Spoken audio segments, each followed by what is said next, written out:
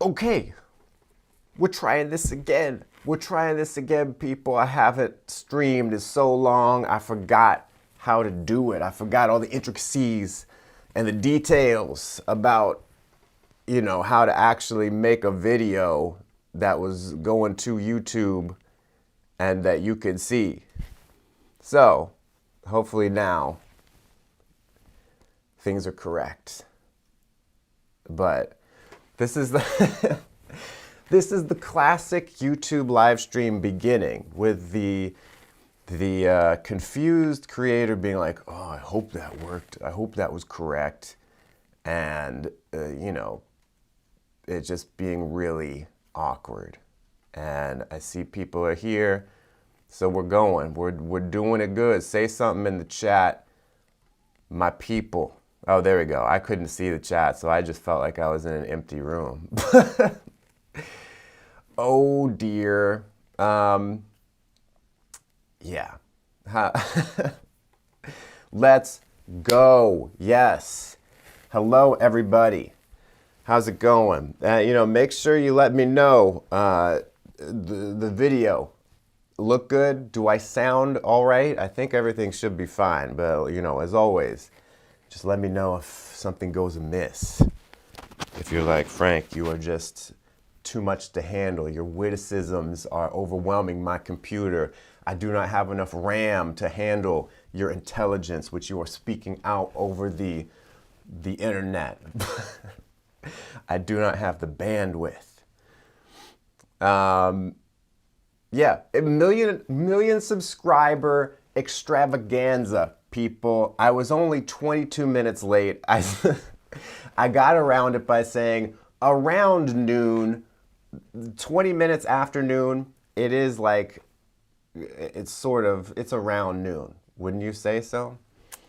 So as you see, I got the balloons behind me because you need balloons to celebrate.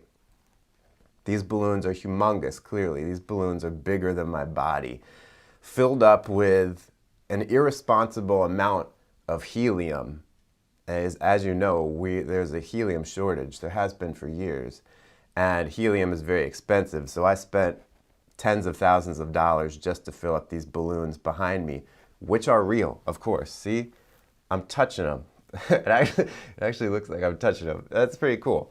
I've got coffee, of course. I hope you all have a beverage, a hot beverage, a cold beverage, whatever beverage you want to enjoy during this extravaganza, because everyone knows you're not really extravaganzizing unless you have a beverage. So, beverage up. Beverage is up. Let's do it. Cheers to you. Wow, we got Giorni in the chat. I love you. Please come back with Enneagram videos. Well, thank you for the kind message. Yeah, so Enneagram videos, I've done a few of them here and there. I haven't done one in maybe, I don't know, what, it's been maybe a year now. Maybe I'll come back to it. The thing about, well, the thing is, Enneagram, I like the 16 personalities more, and the 16 personalities just tends to be the thing people want to hear more of. Although, Enneagram is quite popular. It just hasn't caught on YouTube. It's more of an Instagram thing. So maybe I should focus it there. I don't know. But how you all doing in the chat? I am so glad to see you all here. Everyone, I made it so that it's, only subscribers can comment. So I'm glad to see so many of you subscribers in the chat. That is amazing. Of course, if you were not subscribed, no big deal. You can comment as soon as a minute after you subscribe. So, yeah. Welcome to the extravaganza. We got fun and games. One of the people in the chat says, Frank, I have an 8-hour McDonald's shift in a half hour. I think, sweet, amazing. What I wanted to do during this live stream is just go through, I feel like it's a momentous occasion, 1 million subscribers. And, I'm not big into the whole celebrating the milestones. I mean, you might say, well, Frank, are you sure? Because I see you spent tens of thousands of dollars on balloons behind you.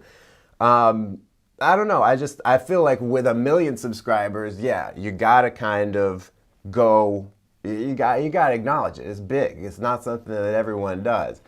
So that's why I have created this live stream today. This extravaganza. Cheese with holes. Thanks for the super chat. I appreciate it. Where was I? But yeah, I figured. I don't know. It's like when I'm watching YouTubers and they hit a milestone, I'm kind of like, cool. But I'm not like, celebrate holiday. It's not. So many people are gonna click off after that. I don't know. It's like cool. And but anyway, I'm rambling at this point. So a retrospective. I thought I would start with a little bit of retrospective on my past 5 years on YouTube. It'll be quick though. I don't want to bore you all. Thanks for the super chats, Rafi. Looking back on my time on YouTube, if you've ever looked at my earliest videos, which I don't recommend, you can see there's been a big progression. And I want to go through that a little bit, not so much to be like, look how cool I am, but to, encourage people out there to show you that like you can really transform yourself and you can do things that you did not think you could do, and you can do something crazy that you never even thought of, like reach 1 million subscribers. If you had told me 5 years ago when I started this YouTube channel, dude, you're going to get 1 million subscribers, I'd be like, I don't think so. Yeah, it just goes to show you can always accomplish more than you think you can. You are capable of much more than you think you can, than you think you are. Someone said, can you read all the messages, Frank? No, I cannot. But I see some super chats in. I appreciate you sending those. I will get to them when I have the moments to do so. Someone else asked an interesting question, but it was so interesting that I forgot it, but I will see about getting to that later. Oh, what it was, someone asked the question, can you do a video about shadow functions? Funnily enough, that is the video that is coming out tomorrow. It might not be titled shadow functions, but that's what it's about. Because if I title it shadow functions, here's one of the behind the scenes things about YouTube. If I title it that, people aren't going to watch. So that's, so I have to do a bit of take creative license with the subject matter. And ZY, thanks for the super sticker, which says #1. Thank you. It's amazing. I didn't know I was the #1 channel on YouTube, but clearly, no, guys, I don't know if you know, no one else has reached 1 million subscribers. I'm the first person to do so. When I see quick, easy questions, that's when I answer them right away. External influences, do you rep the Buffalo Bills? I do have the Bills hat that I wear in a lot of videos. Here, I'll get it for you. My setup for the live stream today is a bit more flexible than usual, so it's easier for me to kind of get up and move around. But he's talking about this hat that I wear in a lot of videos. And this, I'm not a Buffalo Bills fan, but I do love the hat. Like, it's just one of the coolest hats I've ever seen. It's like a vintage Buffalo Bills football team hat, and I just like the embroidered, I guess, buffalo on it and the bright blue and red. I think it's cool. My brother Tommy actually got it for me when he visited Buffalo several years ago. And Cheese the Hole says, tip your hat, please. I'm asking nicely. I will tip a hat for a chat. It rhymes.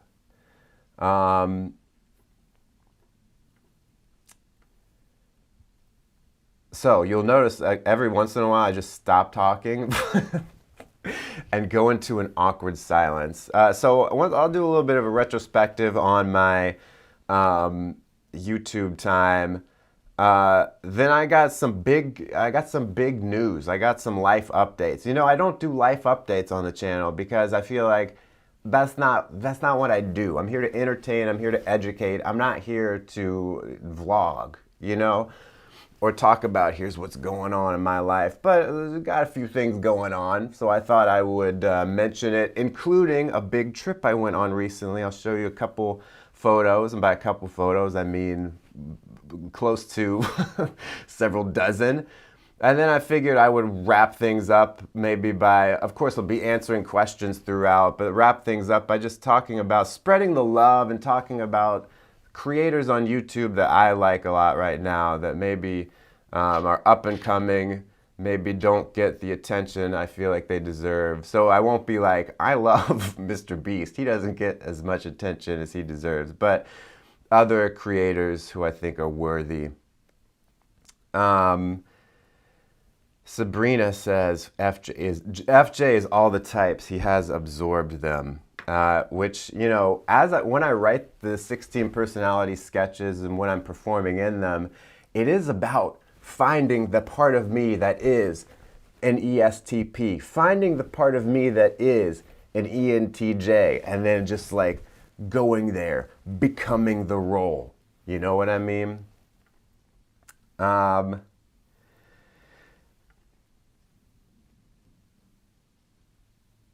Thank you for the super chat, Wada Lily and Carol. I appreciate that. Carol asked, can I keep up the live chat for a while so we can rewatch it? I don't know what I'm gonna do in terms of keeping this live stream up, but I will keep it unlisted at the very least. I don't actually have control over shutting off the live chat. That's YouTube. So yeah. Suppress the emotion, says, I'm just reading random comments now. That's not good entertainment. But I hope you all are doing well today as you have joined me for the extravaganza. As I said, I hope that you have a beverage, which you are imbibing, which is a fancy word that means drink.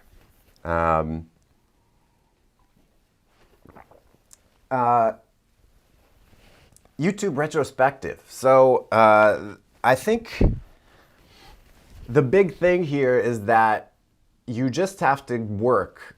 You just have to keep doing something. You have to keep chipping away at things. So when I started doing, what got me into YouTube is that I started doing YouTube at the beginning of 2017, and the end of 2016 was when I started to get into like YouTube. Like before that, I enjoyed watching YouTube videos, but I wasn't like into YouTube where I looked at it as its own entertainment platform with its own culture. You know what I mean? So I started to get into vloggers like Casey Neistat, and he was a big influence on me. And I was like, dude, I love Casey Neistat. I want to figure out how to create things the way that he does, like the way he is able to just make short movies and put them on the internet, and they're just so fun and they make you, you know, excited to be alive. I'm like, I want to do something like that. So that's what kind of got me interested in wanting to make something. And you know, my background is in theater and writing and stuff. So I had always, you know, had that interest in making things for other people to enjoy. So it eventually became like a natural thing. Well, let me try out YouTube. And with the Mbti angle, I kind of stumbled into that because I found 16 personalities at the same time, like late 2016. And I started watching the Mbti channels on YouTube at the time, and the niche was very small. So now, you know, like there was, you know, so I got 1 million subscribers. There were no 1 million subscriber channels back then that focused on Myers-Briggs. They were not even close. The biggest channel that really focused on 16 personalities had maybe 20 or 22,000 subscribers, you know? And the rest of them had, you know, 2, 3, 4, 5,000 at most. So I was watching these people, and when when you are starting out, and when you don't even really realize what the numbers mean. I don't even think I was paying attention to stuff. So if a YouTuber had 3,000 subscribers, to me, that was basically like a step or two away from being, famous, being Kanye West or something. Like, it was a big deal. Shout out to everyone in the chat still chatting hard. I appreciate that. And if you left a super chat, by the way, and I haven't acknowledged it, I will get to it because I think I have a list where I can go through, so don't freak out yet. And so, a lot of those YouTubers who were making stuff back then are still making stuff now in the MBTI niche, but some of them aren't anymore. And I just thought it was great how so many of them could, like back then it was a lot more about, let me talk about what I'm going through in my life and then how this kind of relates to my personality type. Now the whole MBTI niche is much more focused on teaching. I mean, it was teaching back then also, but it wasn't quite to the level it is now. And now it's also like the entertainment side with the sketches and stuff, which is great. Like, it's a very vibrant niche now that's still growing a lot. Like, it's still pretty small compared to other ones on YouTube. So I just was like, hey, I'll make a channel like that. I'll talk about my life and I'll be like, here's my life as I see it as an INFJ. And the funny thing is, like, I didn't really know much about personality types at that point, I was kind of just learning and then using a little bit of what I had learned, talking about, my day-to-day experiences. And those early videos aren't very good, but you have to go through a period where you're not very good at whatever you're doing. You have to start somewhere, and you have to be willing to not be as good as you want to be, and to make something that is not perfect, not even close to perfect, just so that you can start to cut your teeth, if you will, just to get the experience, to get the reps in, to put yourself out there. So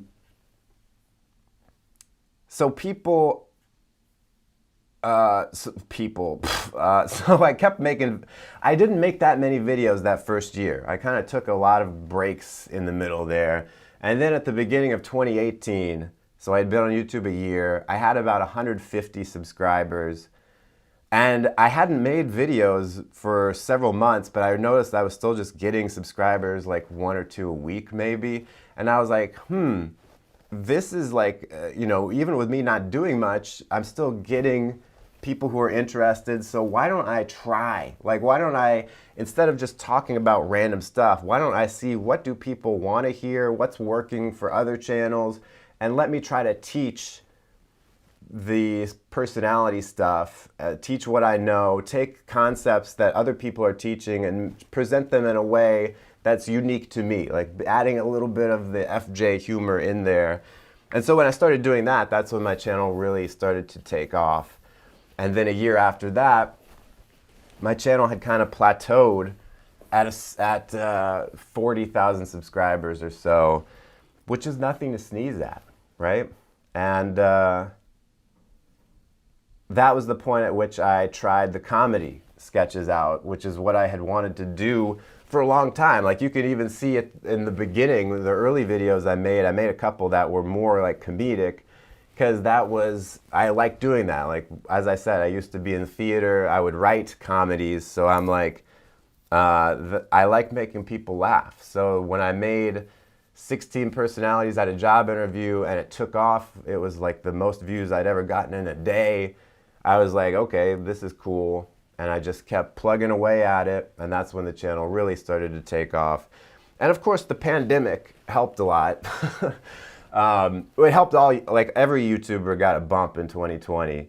And, it just shows you, like, there were many times throughout that journey on YouTube where I kind of just wanted to give up, and it was not always clear that things were going to work out. It was never clear that I was going to get to 1 million subscribers, even though ultimately it's just a number, but I had never really thought I was going to get to be the point where YouTube was my job, which it is now.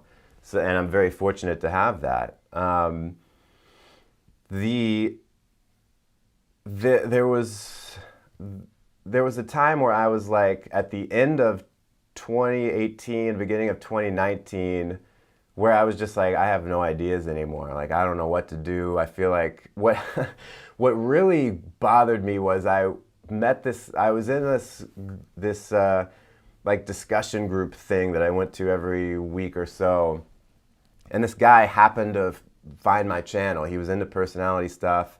And he said to me, why do you not get more views? He was like, I had like 30,000 subscribers, and you only get like 2,000 or 3,000 views a video. He's like, why do you get so few views? And I was like, oh, that really hurts. So that in a way kind of, on the one hand, it was like, should I just give up? But on the other hand, it was like, I got to figure out something to like just to get back in it, to just keep working at it. The point being, not to be like, wow, I'm so great, but to show you that if you are working towards something, if there is something in your life where it's like, I really want to, I don't know, be whatever you want to be, to achieve something, there's going to be points along the way where you feel like this is not going to work out. This is clearly not going to be successful, and you just have to ignore that feeling and keep going forward, understanding that, yeah, there's the potential that it might not.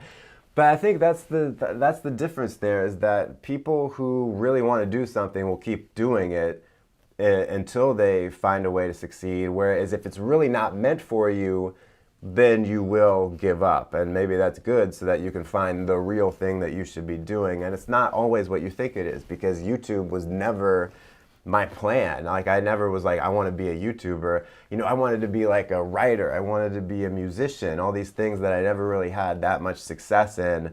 And it's kind of good that I did not, that I sort of gave up on those things, or at least didn't put all my effort into that, because then I found that it was easy for me to put my effort into YouTube, because it was just the thing that my brain is worked out to do. Which, as I'm saying that, I'm like, that's an unfortunate thing in the grand scheme of things, I suppose, you know, rather than being like, I was cut out to be a doctor, you know? But you know, it's amazing. YouTube is an amazing place. I'm so happy that all of you are watching, subscribing, commenting. Even if you're not subscribed, if you're just watching and you're like, you know, it's like there are some people like my mom, for a while she was like, I can't even figure out how to how to make an account. And so it's like, there are probably people watching who aren't subscribed, but they're there. You're just as important as the people who are subscribed. That's what matters, is that you watch. Because ultimately, the subscriber count is somewhat irrelevant in the grand scheme of things, you know? Let me take a look at, so like I said, so that's my brief YouTube retrospective. So I got, you know, coming up still later in the live stream, and this isn't going to be a super long live stream, but I got, you know, a life update for you all, some news about what's been going on in my life. Behind the scenes, I wrote a list, behind the scenes, but I don't know, you know, if you guys have any questions about like how I make stuff, you know, how I make the videos or whatever, we can do that, but I don't honestly know how much mileage we're going to get out of that. Then I've got, you know, some photos to show you from a trip I took recently, which I hinted at, well, I didn't hint at, I talked about in a video a couple months ago. And then I'll end the stream by just shouting out some creators on YouTube that I enjoy, who I think make good stuff, and maybe don't get the recognition that they should be getting, or I mean, they're getting good recognition, but it's like, you know, I feel like they're on the ascendancy, if you will. Let me see if I can figure out how to look at the super chats in the thing here. So YouTube has let me down, and it says no new super chats. So I'm gonna have to go back through. So I see the $50 one. Thank you very much from Doreen Swain. Your videos help me understand myself and why it's so hard to change my patterns. I'm more patient with myself. Thank you. Well, thank you for the super chat. I appreciate that. Yeah, that's the whole thing about personality types, is that you learn more about yourself and others, and it helps you be more patient because you start to realize we've all got, our brains are working in different ways. We can't expect everyone to be perfect all the time. Cam, thank you for the super sticker saying bravo.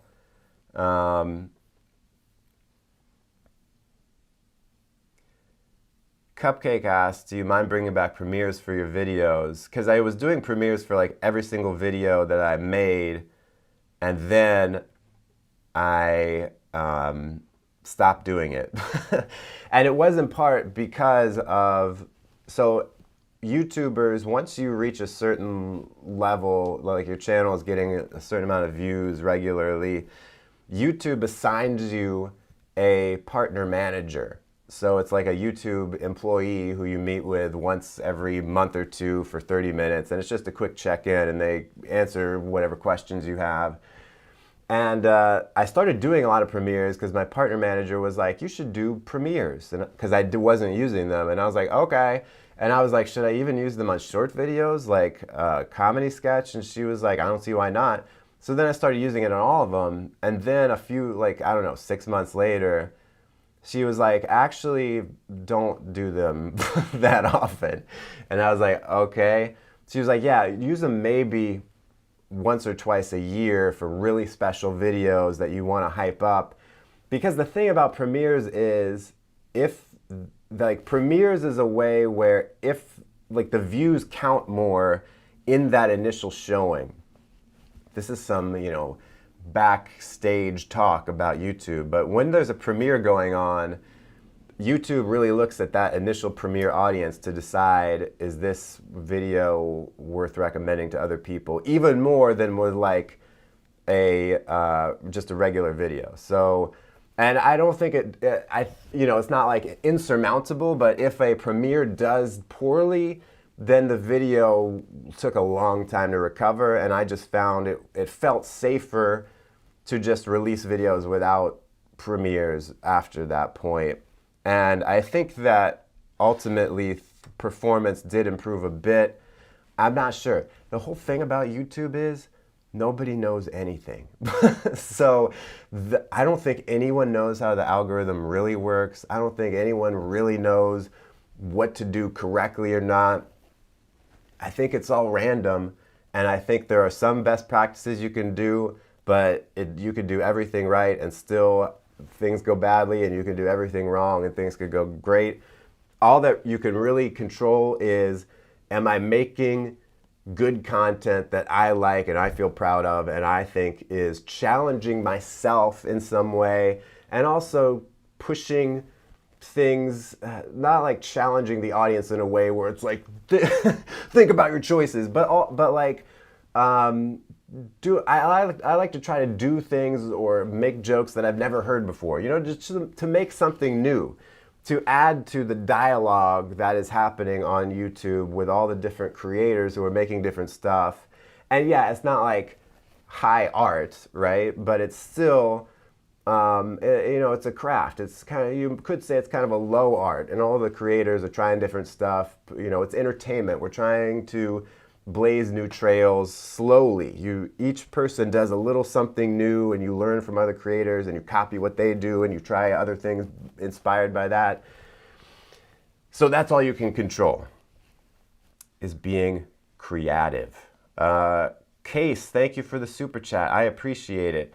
And I'm going to try to, I hope this doesn't cut off the live stream. I'm going to refresh my browser, which shouldn't do anything, but if I suddenly go away, you know why.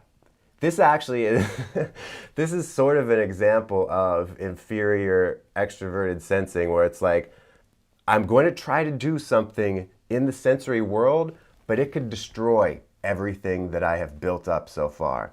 So let's see, because I want to see the old super chats, and for some reason I haven't been able to see them. Yeah, YouTube has just let me down here. Okay, well, so if you left a super chat earlier and I did not acknowledge it, I apologize. I did see someone earlier at the very beginning who left something like, I'm an INFP and an ISTP broke my heart. Well, maybe, is that a question? Am I supposed to answer? You know, I think anyone could break anyone's heart. It's tough. I think especially when you're dealing with IP types, especially a ISTP or INTP, you got to be careful because they always just want to do their own thing. Any IP type wants to do their own thing. When it's a thinker, they're not really thinking about your emotions first, second, or third. It's like much later that they're like, oh.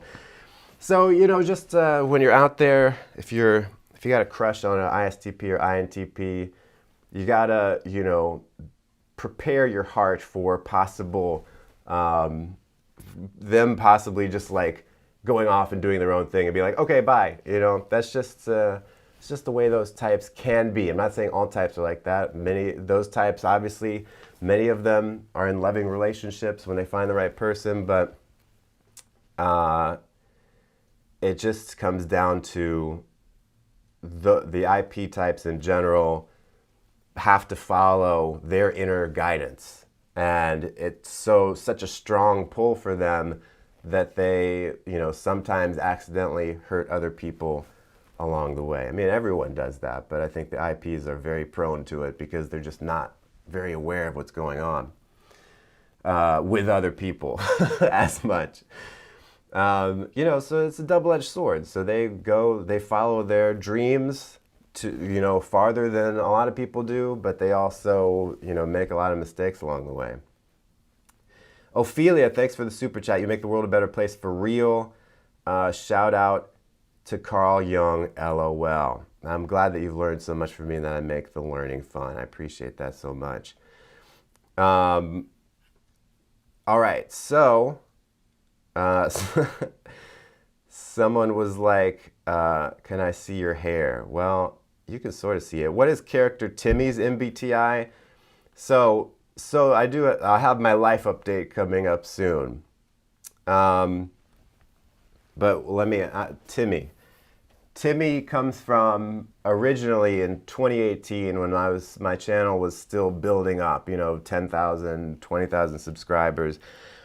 In those old videos, I would do commercial breaks because I didn't have sponsors, so I would just make fake sponsors, and I would usually have this character called Two-Type Timmy who would, he was this annoying little kid who would talk about whatever, and he would say, I'm Two-Type Timmy, check me out. And it actually started in a video where it was like, can you be two types at the same time? And so I was kind of making fun of the people who are like, I'm INFJ sometimes and I'm INFP other times. So Timmy has two types because he was originally Two-Type Timmy. Because I was making fun of people. But Felix is like, Timmy is maybe INFP. Well, the fact that the ESTJ is the one who beats up on Timmy the most could suggest that Timmy is the opposite type, which would be INFP. I mean, that's one theory that I'm throwing out there. I don't know. Timmy will never appear on camera, but then I realized in one of my recent videos, when an introvert gets an unexpected guest, my brother Tommy was playing a character named Tim, and I didn't put it together. So someone was like, oh my gosh, is that Timmy? And I'm like, no, that's just Tim. Timmy is someone else. Tim is very different. Tim has got his life together. Timmy does not. Or does he? Maybe the ESTJ just hates him and it's not fair. Timmy is a loser. Wink. Uh, um, let's see. I got another question in there. Congrats on the milestone, says Jay Hernandez. Thank you. What do you recommend to get it as in-depth as you? The $3,000 Mbti course or just books, videos, etc.? Not the, no, do not spend $3,000. To learn, you just have to read and watch videos on YouTube, and eventually, so what it really comes down to is finding a system that makes sense for you and kind of going all in on that, whether that is traditional Myers-Briggs or whether that is one of the other offshoots, because there are so many people who have created their own systems, or their ways of explaining the 16 personalities. Myers-Briggs is definitely the tried and true, system with a long history. But the thing is that they have moved away from cognitive functions a lot. So you really have to get really in depth to get to that point with them. So I would not suggest paying for it, but they do have books. You can learn a lot just from that. The reason I say stick with one system is because, look at a lot of them, but find one that really makes sense to you and really clicks up here.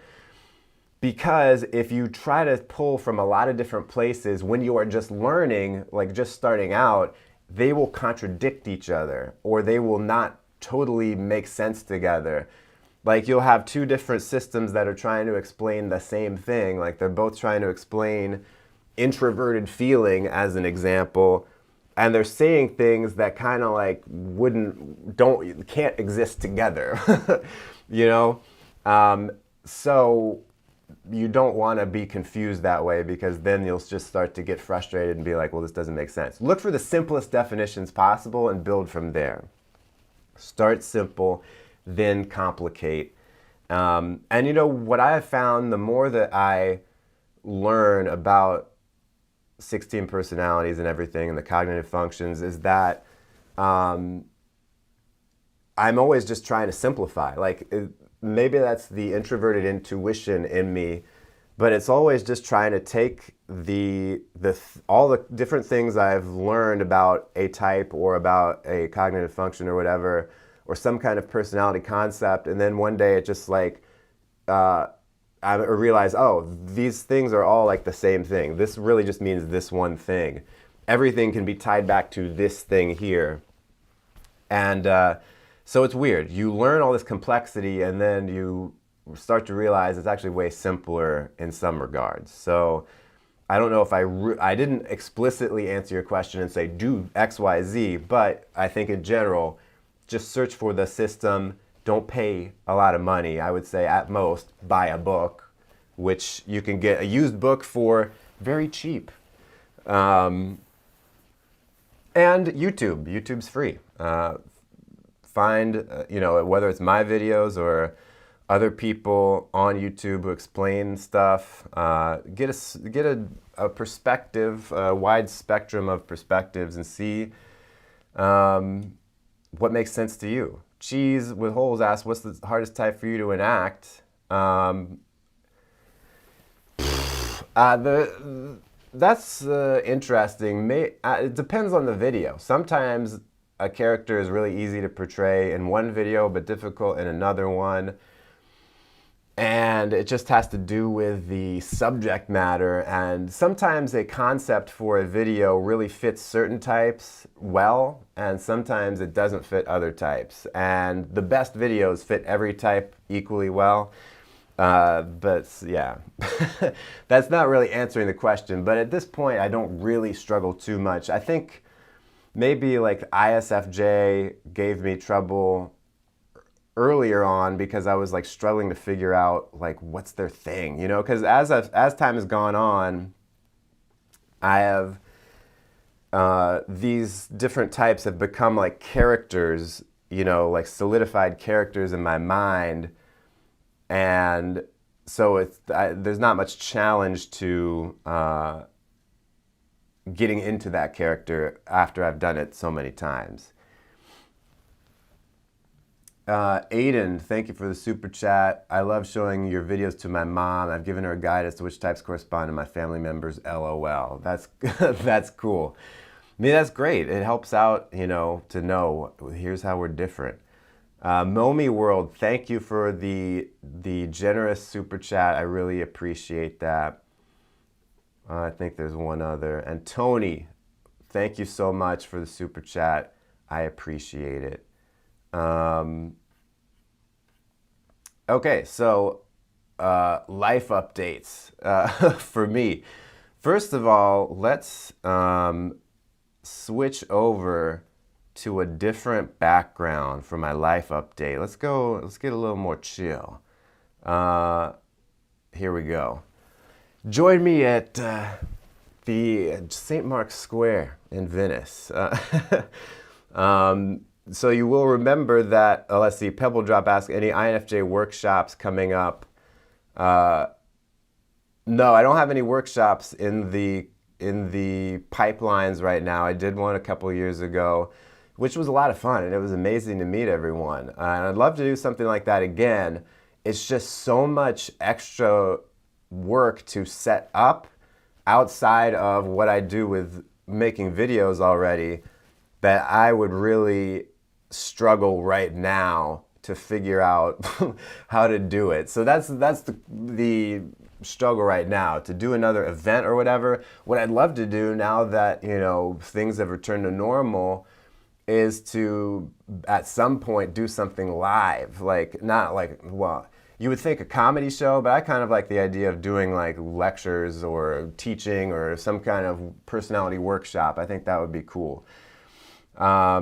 But of course, again, time just takes so much time. That's always the issue. And am I working on any distilled simplified systems myself?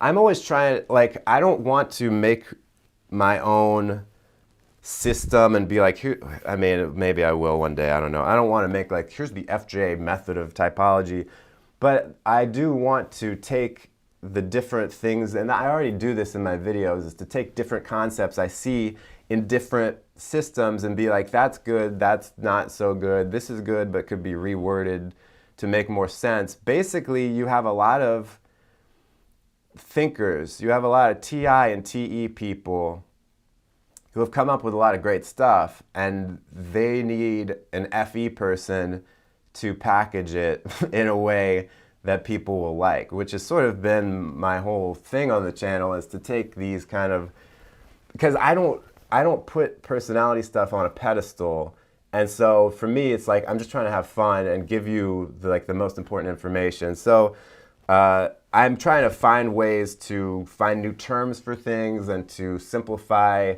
definitions of various whatever, and so on and so forth. So the answer is yes and no. For personality stuff. Oh, and then I have, someone asked about my second channel, Creator Accelerators. I don't think that's, I just don't have time, but that's where I post like YouTube advice for new YouTubers. And I'd love to post there again, post more stuff. It's just tough to find the time. Like, really, this channel is a full-time job, and I don't have time to do much else. And it's a matter of, even though like I have editor Kevin doing stuff for me and editing my videos, and other help with other various aspects of the channel, it's like still it's a full-time job. It was better as the College of Tuber Studies. Yeah, I just wanted something that sounded snappier. So this picture here, you'll remember a few months ago, I made a video, and a lot of you probably just skipped over it, but during the ad, it was a sponsor segment for I forget what it is even called now. It doesn't matter, they're not paying me for this. So, but during a sponsored segment, I talked about Venice because I was going to Italy. I was like, I got a trip coming up to go to Italy in a few months, and I've actually come back from it now. I've been back home for a week now, so I actually took this picture of St. Mark's Square in Venice. It was an amazing trip. And actually, the big life update. So I don't share much about my personal life on this channel. So this is like me being like, hey guys, here's what's been going on in my life for a while. I did go to the Doge's Palace Affinity. That is right. So actually, this trip was not just a fun trip, but it was actually my honeymoon. So yes, the big life update, the big news for FJ is that I got married this year. So I'm very happy. It's like so many amazing things happen in 2022 in my life. You know, hitting 1 million, got married, went to Italy. So yeah, thank you all very much. I'm just so happy to be able to share that news with you all, because it's like, you know, I used to be more personal in my videos and talk about what was going on in my life. And, you know, I kind of got away from it in part because it started to feel, I don't know, like I started to feel like I was putting too much out there, even though it really wasn't that much. Like I wasn't oversharing, but it just started to feel like I want a little bit more of my private life to not bleed into my YouTube world. You know what I'm saying? Thank you, Cynthia. I appreciate the super chat with the congratulations. I feel so overwhelmed right now with all the extroverted feeling you guys are throwing at me. So everyone's like, what's your wife's MBTI? So she is, first of all, she is she's told me very directly, she's like, I don't ever want to be on the channel, and I don't want my face to appear on it. I don't even want my name on it. She's like, I want total anonymity. And I'm like, I respect that, okay. But I can tell you her personality type. She, believe it or not, she is actually an ENTJ. So you might think, Frank, that's a bizarre combination. You got an INFJ and ENTJ. What's going on here? How does that work? And on paper, see, that's the thing is like, when I look at all the compatibility stuff about the personality types, that's not one that comes up. And so, as my relationship with her has made me realize that, you know, you can make it work with any type. I mean, which is something I've always said, but now I'm like, okay, yeah, it's true. And I think it really just comes, I don't know exactly what it is. If it's like each individual through their experiences is kind of shaped to be attracted to certain types, even if they aren't the right compatibility, you know, for the theory, etc. But definitely, it's weird to have a TE type and an FE type together, because you see, and I talk about this all the time, like that's dangerous to have the decision-making functions different, because FE and TE do not work the same way at all. TE is always like, we got to get stuff done. What's the next thing to check off the list? FE is like, nothing needs to be done right now. There's no hurry to get things done. So you can see there's a lot of, there's not a lot of conflict. The conflicts that we have tend to come down to her being like, why didn't you do this thing now? And me being like, it doesn't really need to be done now. Like, we can do it later. Like, right now, we're, you know, we're just having a good time. We're just, you know, enjoying life. It's an interesting thing. FE almost has an element, and I think I mentioned this in the video about what type is lazy, but FE is kind of lazy in a way to the TE types it is, because the FE is more concerned with how do we make people happy and not concerned with how do we actually accomplish something. So Ella said, so happy for you. Had a crush on you, but I guess I can't anymore. LOL. Well, you know, I guess you still could. It's just, you know, now you know it's does not look good. The outcome of that crush. Do we balance each other out? Yeah, definitely. I mean, it's like you take care, it's like seeing whole different elements of a situation. Like when you're approaching a decision, like we balance each other out because she's like, well, what's going to get the solution? And I'm more like, well, how do we package this in a way that makes people happy? So, I'm trying to think of an example. So like with my YouTube channel, she's like my unpaid manager. So she's given me a lot of good advice on what to do. And a lot of times it's like, it doesn't really feel like artistically like the right thing to do or whatever. But it's like, okay, so I got to balance this out with some business sense, all right? And sometimes she'll be approaching some kind of issue where she's like, I want to tell these people X, Y, and Z, and they need to fix this, blah, blah, blah. And I'm like, well, why don't we approach it a little bit in a more roundabout way where we're not directly going after what we want, but kind of like persuading them into it, you know, that kind of thing. So yeah, definitely people who missed the type, Entj. So yeah, and that is science.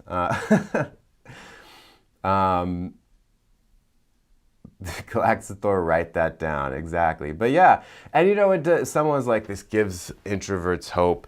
But it's true, like if you look at my videos from early in my channel, they're all about like, oh, I'm single, I don't know what I'm doing with my life, whatever. And I've come a long way, and if I had met her 5 years ago, she would have never, you know, I wouldn't have been ready to date her, and she would have been like, what are you doing with your life? So, you know, it's been a long journey to get to this point. I think it can show anyone out there, like if you feel like you're struggling and you're like sad because you're struggling to meet someone, that you just need to stop worrying. Like I just at a certain point stopped worrying about a relationship, and I was like, I'm just gonna work on what's important to me, and I'm gonna make sure that I am improving myself for the sake of improving myself, you know? And eventually that led me to the point where I was ready to meet the right person. Rickroll asked and has asked before, can you do the 16 personalities getting Rickrolled? That's a possibility. We might do that one day. What was I, what was I talking about? But yeah, and you know, the other thing I realized is that when people say, oh, you know when you meet the right person, like you just know, it's actually true. And it sounds fake, but when I met her, very shortly after, I was like, well, this just feels right. Like this just feels like the right partner, and that feeling never changed. So there was never any like doubt. And I think a lot of times people get into relationships where they're like, well, I think this could be right. I'm not sure. I don't know. This person has issues. I feel like I could do better, blah, blah, blah. But, oh, maybe I don't have to know. That's just something people say. It's like, no, actually, you do sort of know. You just know when you meet the right person. And so it's worth, like, continuing to work on yourself and not settling if there's something telling you, like, this is not really the right relationship. Eric Thor, my man, thank you very much.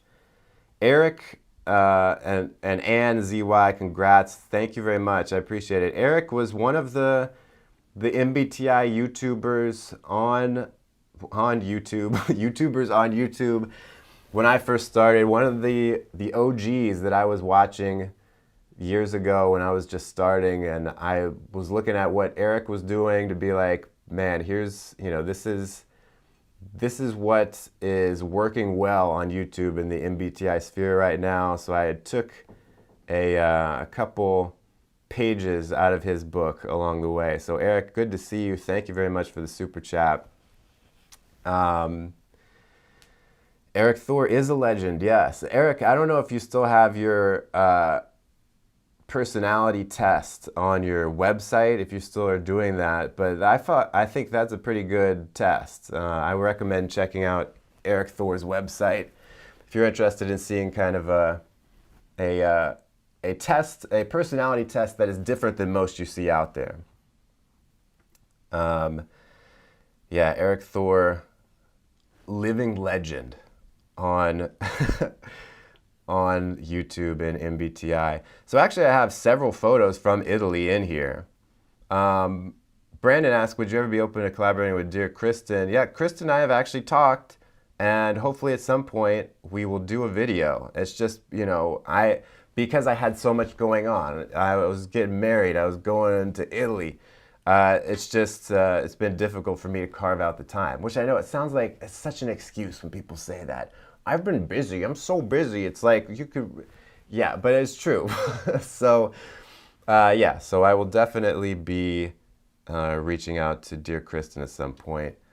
Well, I mean, we've been talking. I just need to say hello again. Do I plan to have my brother Tommy in more videos? Yes, because he loves being in the videos, and I love having him in them. All right, so let's see. These photos are all out of order. I wish they were in chronological order, so it's going to be bizarre. So when I went to Italy, I went to Lake Como first, which is amazing. Lake Como in Italy, so picturesque and beautiful. Then I went to Venice, or we went to Venice, me and my wife, to Venice. I was laughing. I was talking with my buddy JJ McCullough, who's another YouTuber. Amazing videos. You should check him out. He was like, I was like, my wife doesn't want me to say, ever say her name on the channel. And I'm like, it's gonna be to the point where people wonder, am I just making this up? Because it will be like, no name, no face, just trust me, she exists. And he was like, it's gonna be like Maris in the TV show Frasier, where Niles has this wife who's never on screen, and he's always got to run to take care of Maris, who's in some kind of situation. So that maybe that can be an in-joke on the channel, that is he really married? Did he just make this up? Wouldn't that be a twist if I had just made it all up? People,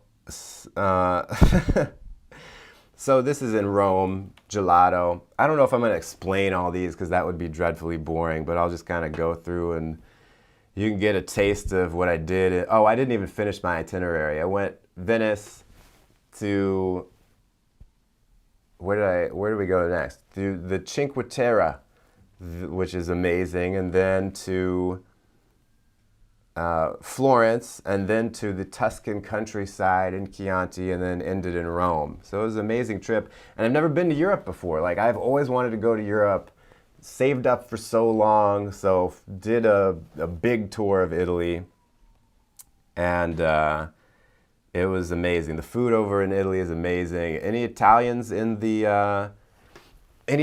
watching right now? Y'all got a great country. You got great food. I am disappointed to be back in the US, where the food is a little bit lackluster comparatively and much more expensive, might I add. Moni says you missed the best, the south of Italy. Yeah, I had been interested in going further south, of course, and Puglia, the heel of the boot, seems like a cool place as well. And, I mean, there are a lot of other places I wanted to go near where we were, like Montepulciano, for example, but it's just like you can only do so much, So Uh, awkward silence. So yeah, so we did as much as we could, but definitely we'll be going back to Italy one of these days. It depends on where you go in the U.S. for the food. That's true. Here's the Coliseum, of course. Yeah, so people who are just joining the chat, that was my big life update. FJ is married. I got married this year. These are pictures from my honeymoon in Italy. My wife is Entj, and it just works somehow. Pebble Drop, love your educational deep dives and constructive INFJ advice. Thanks so much. I appreciate it. I appreciate that you appreciate my work. Well, here's a question for you all in the chat. I used to do more direct advice, and I've moved away from that to be more like educational, and it just seemed to me that that's what people want more of. People don't want to really be told what to do. They kind of just want to learn the building blocks and then kind of intuitively figure out what they should do based on that. Is that a correct assumption? What do you guys feel like? This is the market in Rome, in Campo de Fiore, which is near where we stayed.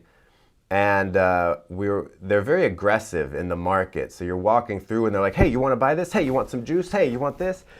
At one point, we were walking through and this guy, I don't know what he was selling, but he came up and he was like, hey, he was like, hey, beautiful man, would you like one of these? I don't know what it was, juice maybe? And my wife was like, he just totally passed by me and was like, hey, beautiful man. And I was like, hey, I don't know what to say. So people are saying educational stuff, both. Becky says, oops, I lost it. Does this mean we get an updated marinara sauce video now that you are back from Italy? You know, you would think that basically they make it the way I made it then, except they don't use canned sauce. Actually, we took a cooking class in Rome, and I saw this lady walking her dachshunds through the Campo de Fiore, and I just took a picture because I thought it was funny. Can you see that on the screen, the autofocus thing? Fran said, love your videos. How did you meet your wife? We actually met on a dating app. That's really the only way to meet people nowadays. So,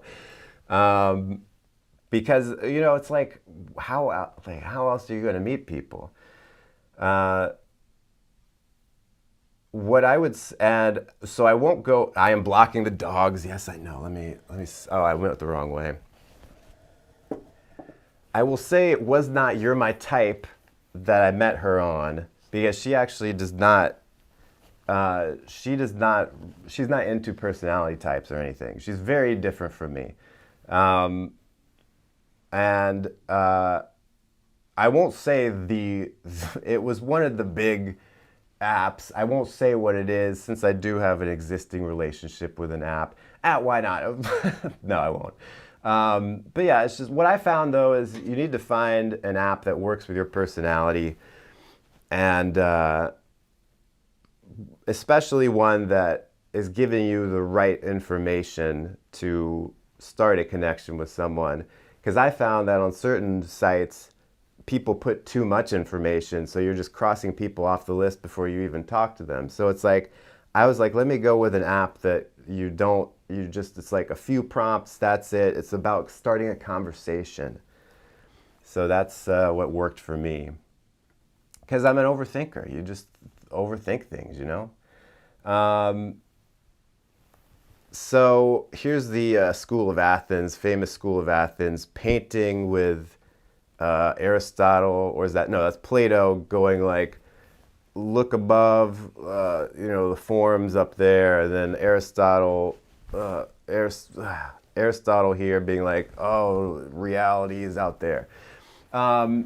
it was funny. This is at the Vatican Museum in Rome, and when we went into the room, it was behind me, and the guide is like, "There's the School of Athens," and I'm like, "What?" I'm like, "Dude, I know that painting." And what it was funny is like I was surprised that it was there, but then on the ticket it had this painting on the back, so I should have known as soon as I got the ticket. But details, not my thing. Clearly. Now all of the super chats are showing up. Let me just make sure I haven't missed one. No.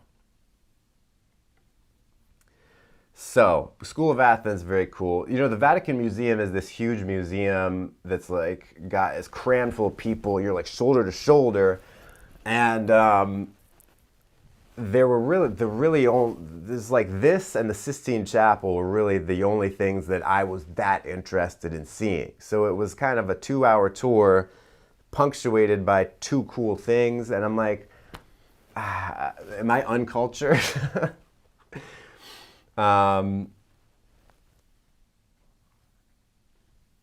Let's see. Oh, this is outside of the Vatican where the Pope's, what side did I need to go on? The Pope's guards have, they wear these funny clothes.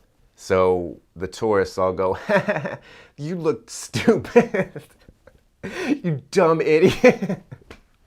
I don't know why that's so funny. No, we were not insulting them, but we were taking pictures.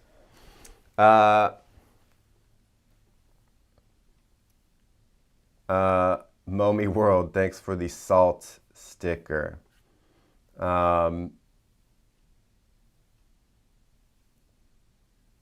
Let's see. Okay. What other stuff? This is, me sitting in the middle, not working. This is St. Peter's Basilica.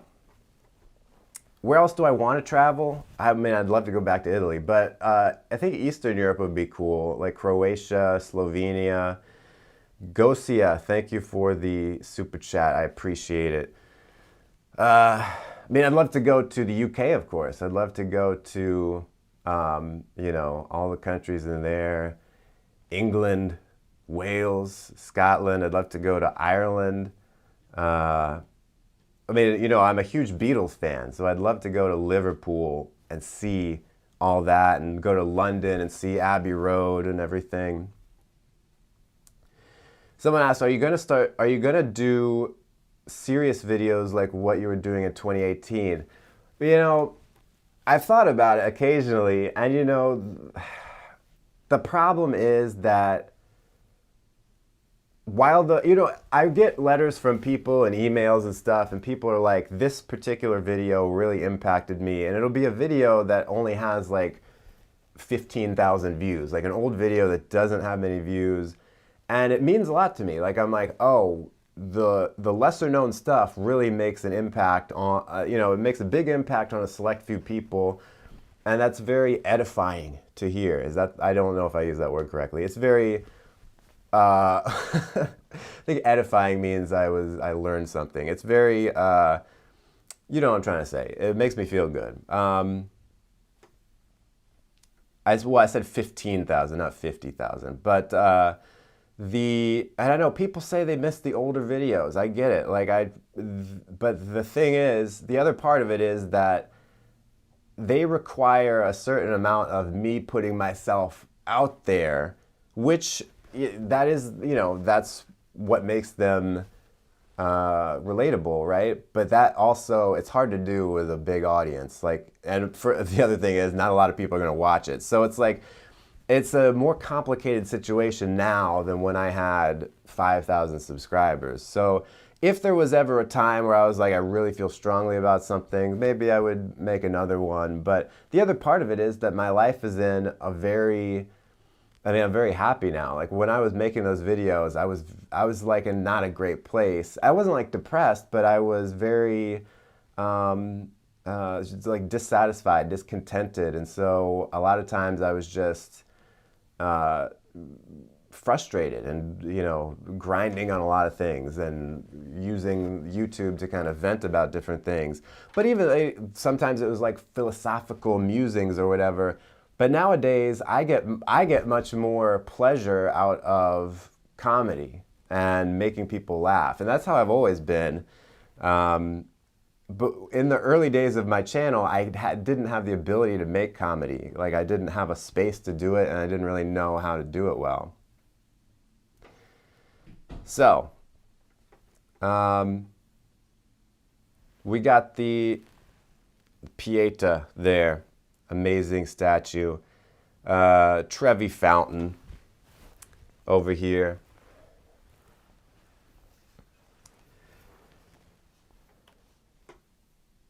The Pantheon.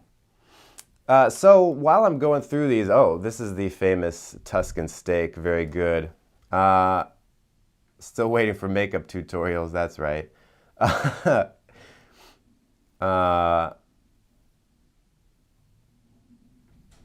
Let's see, what was I gonna do? Okay, so I was gonna talk about some creators I like on the channel.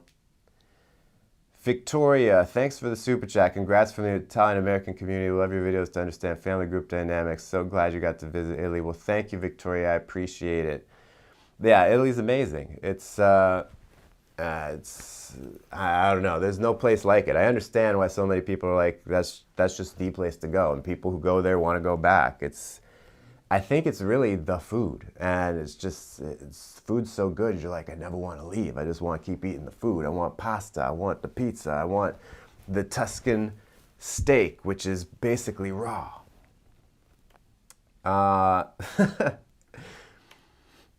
Vegan gross pick. Well, let's change to some vegetation.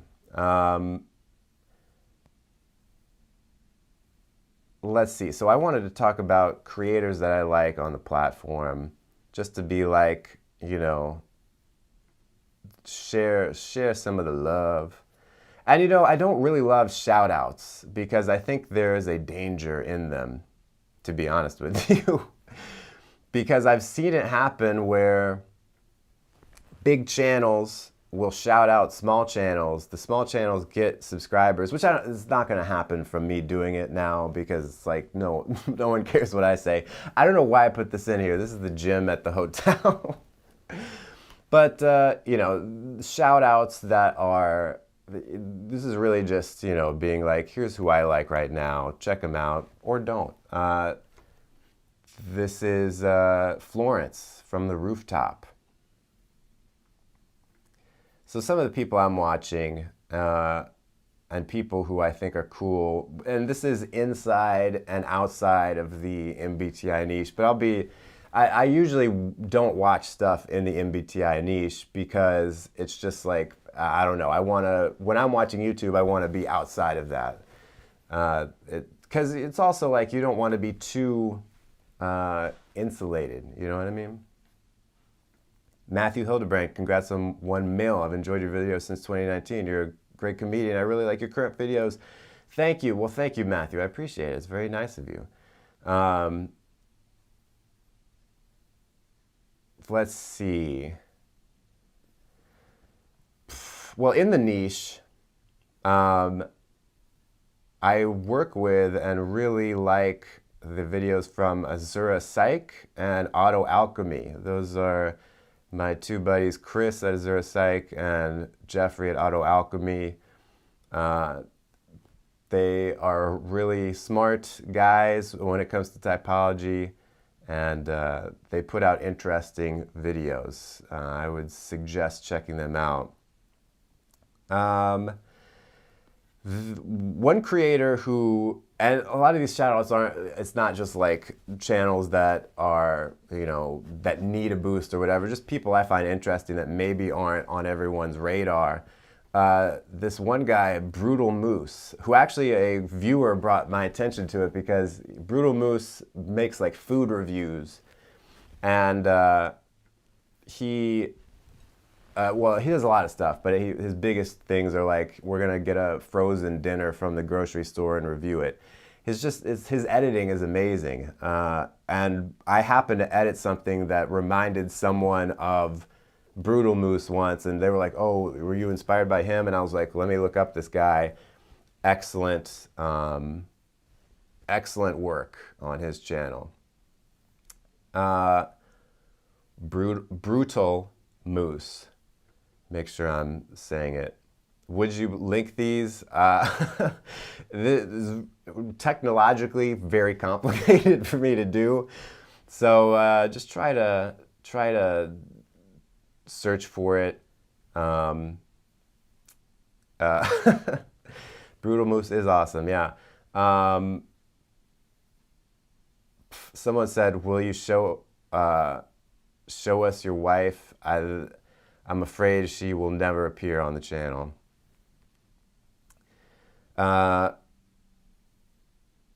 HLA asks, "Thank you for the super chat. Is there a correlation between dark personalities and MBTI types? It's low agreeableness on the big five, but not much info on MBTI." I don't really know, is the short answer. The long answer is not necessarily. I don't know if dark personalities cluster more in certain types or not, so I would have to do more research before recklessly answering that question. But it's a good one. I appreciate asking. Of course, this week I collaborated with Charlotte Dobre. I'm hoping I'm saying her name right. Make sure you watch that video we did when your crush is more introverted than you. Now, she just hit 1 million also, but her channel is like killing it, destroying it. Like, she comes out with a video every day and it gets tons of views. So she's gonna be big time soon, for sure. Let's see who else I like on here. Fascinating Horror. That's a channel that also does pretty well. Fascinating Horror comes out with videos about like just like random incidents throughout history that are horrifying. But he does a really good job. Like, it's done really well. It's not like sensationalized. Like, he's just good at telling the story in a straightforward way, which I really appreciate. Someone asked, what the heck is a dark personality type? Are you asking a dumb question? No, that's part of the thing, is I'm not really sure. So that's why I didn't answer the question. I'm assuming it's like there's a psychological thing about, you know, dark, maybe the dark triad or something. I don't know. What is the name I just mentioned? Fascinating Horror. The great channel. Like, that's a bingeable channel for sure. Let me see some other ones. Of course, my boy Graynolf, who I collaborated with last year on my video, what was that one called? How Introverts Flex. Me and Graynolf made that one, and I made one on his channel. I appeared on his channel. Now he's doing a lot of videos about Peaky Blinders. They're hilarious. He's really good at that impersonation. People keep asking me my Zodiac sign, which is Sagittarius, but I am not really into the Zodiac. And if you're just joining me, I'm just saying, what am I watching on YouTube now? Channels that I think are worth checking out, that I enjoy watching. And some of my buddies as well. I don't enjoy watching them, but they're my friends. No, I'm kidding. I love them. Of course, JJ McCullough, who I mentioned earlier, I'm sure he will soon be at 1 million as well. He makes quality content. He actually just came out with a video 20 minutes ago called A Failed Parody of America, Earthbound. Gotta watch that.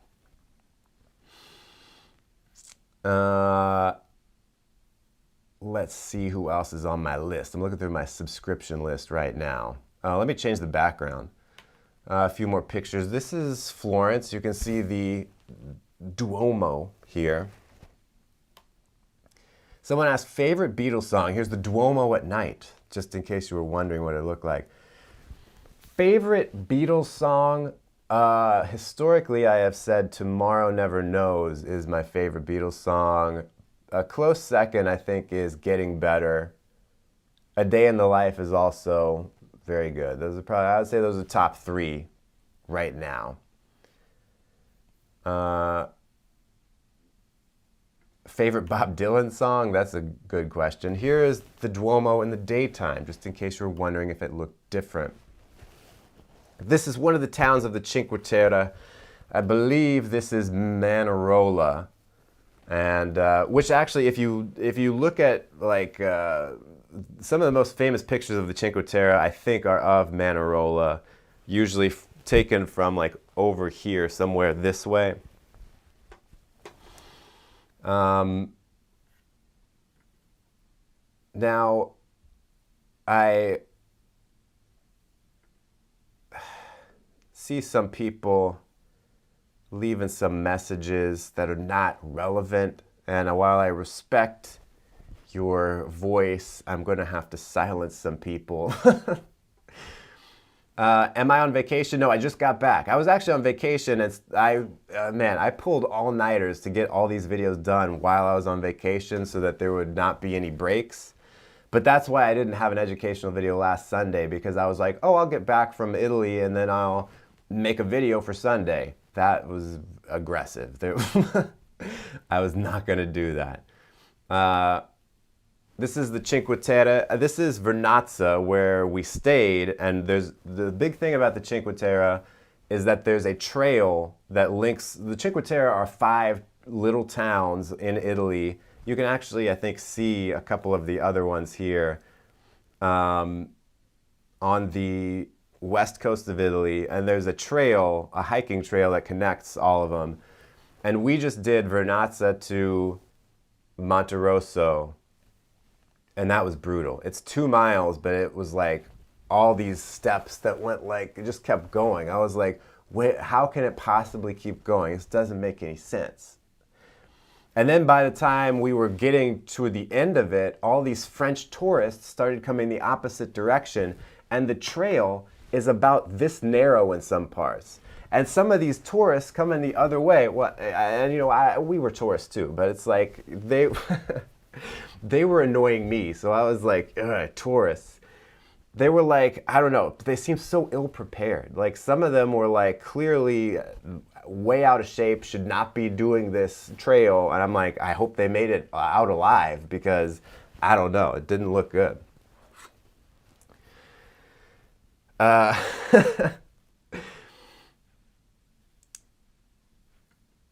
Narwhal just said, I think you should do 16 personalities on a date with their opposite type. That will be happening shortly, in the next month or so. People ask, when did I meet my wife? I actually met her right, believe it or not, I really don't talk about my personal life. I met her right before the pandemic. So that was, it's been a bit of time now. Ja Erie, thank you for the super sticker. I really appreciate it. Some people who are just joining, yes, that was my big life announcement that I am married. Actually, I have my wedding ring right here, and I don't wear it in videos just because I don't want it to be a distraction. But there was one video where I forgot to take it off, and you could see it for like a half second, and there were a couple people who were like, oh my gosh, is Frank married? But most people didn't catch it. There was just like 2 people.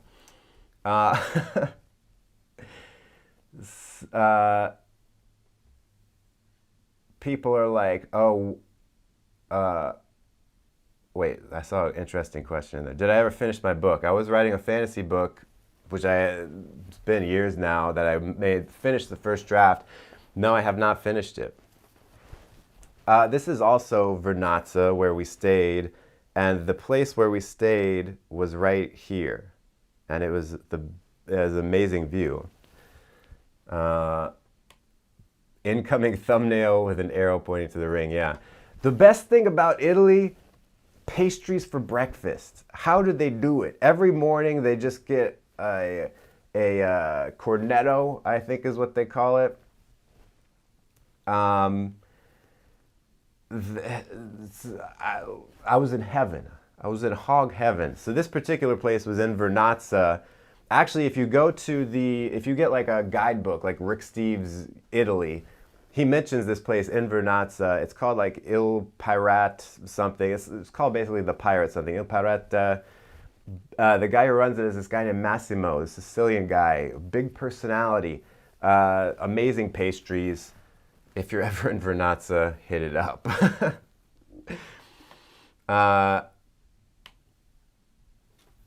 And so this was the view from our room in Vernazza. Amazing.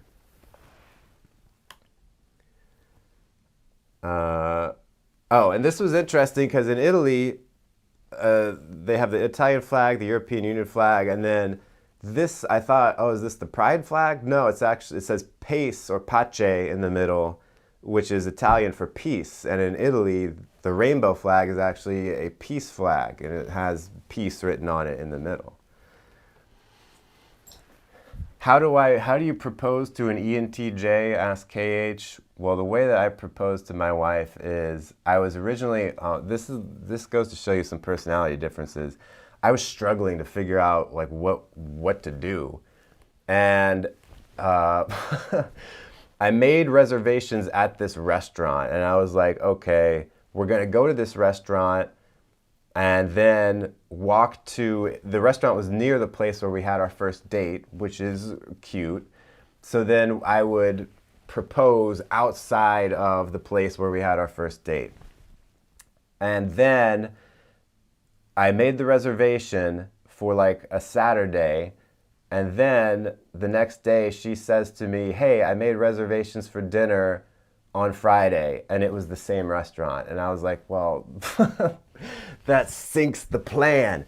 And this happened last year, right when COVID things eased up, where suddenly restaurants could be at full capacity. So everyone was getting reservations for that day, and I couldn't find a reservation anywhere.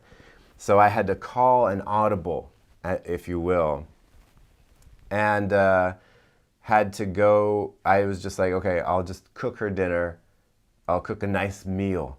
And then I sang one of her favorite songs, and then I just proposed in the living room. And I think that worked better than if we had gone out. And then I surprised her I was like, let's just go out and have a drink somewhere.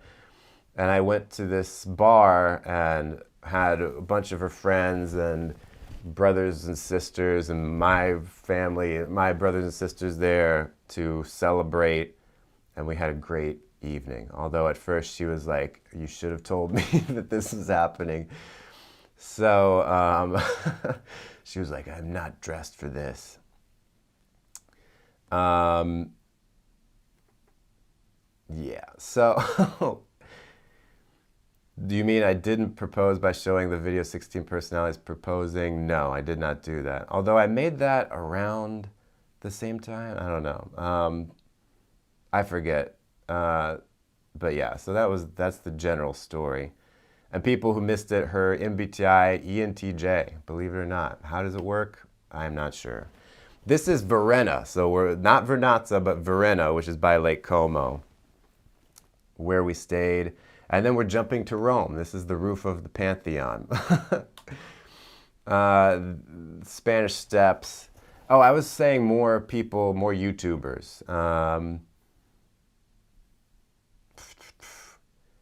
Of course, another friend of mine who's been on the channel, I always say J-Reg, but a lot of people pronounce it Dreg, J-R-E-G. Some people say Junior Egg. He and JJ were in a video, 10 Things Introverts Do Best, on my channel. But he's always trying new stuff. He's always pushing the envelope, and I really appreciate that. Man Carrying Thing is a YouTuber that I like, I think he is on his way up right now. He makes really short, funny videos.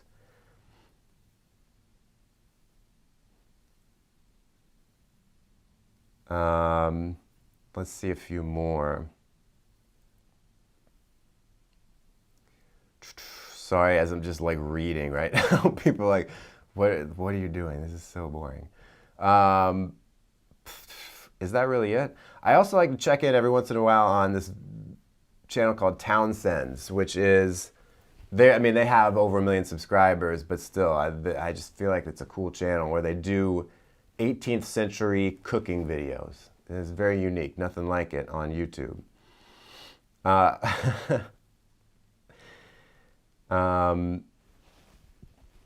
Do I have any pets? No, I do not, unfortunately. Maybe someday. So the next big thing in my life this year is you guys heard it here first, that you may see my background changing. Did I reach the end of my slideshow? No, I didn't. Gelato.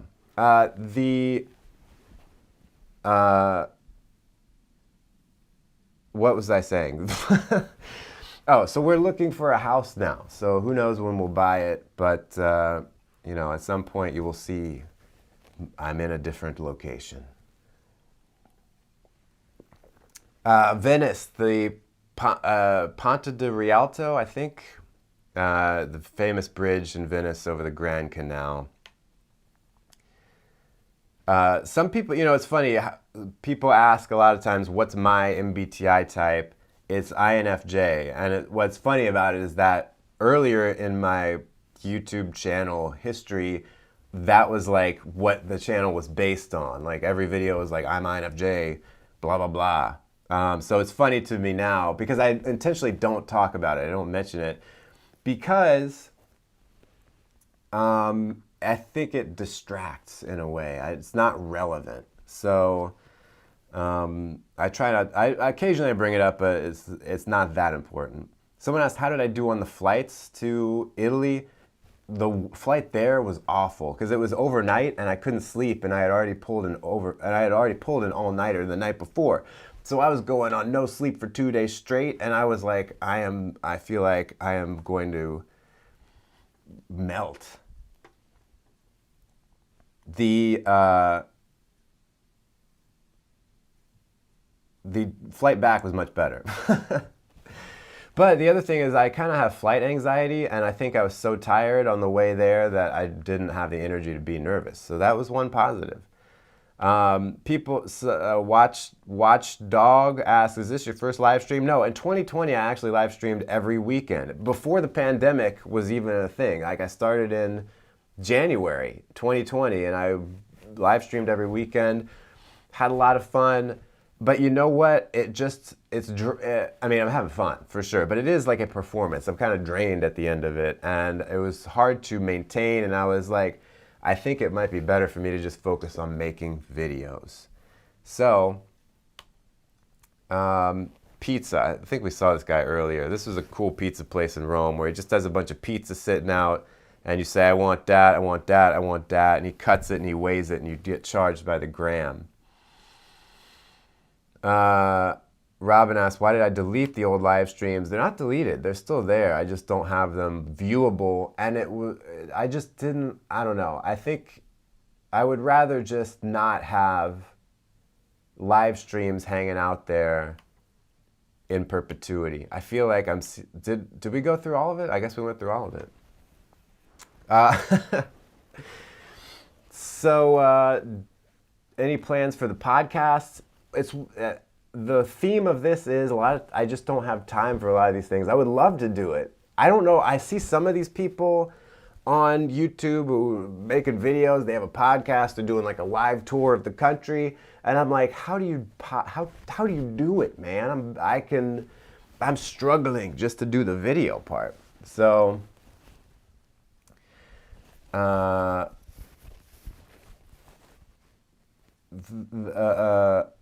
Yeah, I know a lot of people would like to watch the old live streams. Maybe someday I will make it a thing where you can watch them. There's some way to watch them. They're not gone. They're still there. I have not made them available. You're making me hungry with those pics. Oh yeah, the pizza pics. Maybe I should go back to that. What do I think about personality database? Do I use it? I think it's interesting because I think it's interesting to see. So personality database is a website where basically every celebrity and every minor celebrity and even like fictional characters is on it, and it's like people vote on what they think the personality type is, and it's interesting just to see what people think when it's put up to a vote. But I think ultimately you can't rely on it for anything. It's just an interesting data point to see what do people think. So I don't use it. I just, I'm aware of it. Momi World, thanks for the super sticker. I appreciate it. I gotta stop saying How did I get into MBTI? That's a good question. It's one I've answered in several interviews over the years, but it's a good story where, and I think it happens to people sometimes, this is how they get interested in 16 personalities, is my brother was talking with a group of friends or whatever, and came back to me afterwards and was like, oh, we're talking about MBTI. We thought you might be an INFJ. Of course, I didn't remember that. And months later, I took the test and I got INFJ, but I had forgotten what he had said. So I asked him and he was like, oh, INFJ. So I was like, oh my gosh, correlation. So that just initially sparked me to think, okay, this sounds interesting. So then I just started learning more about it.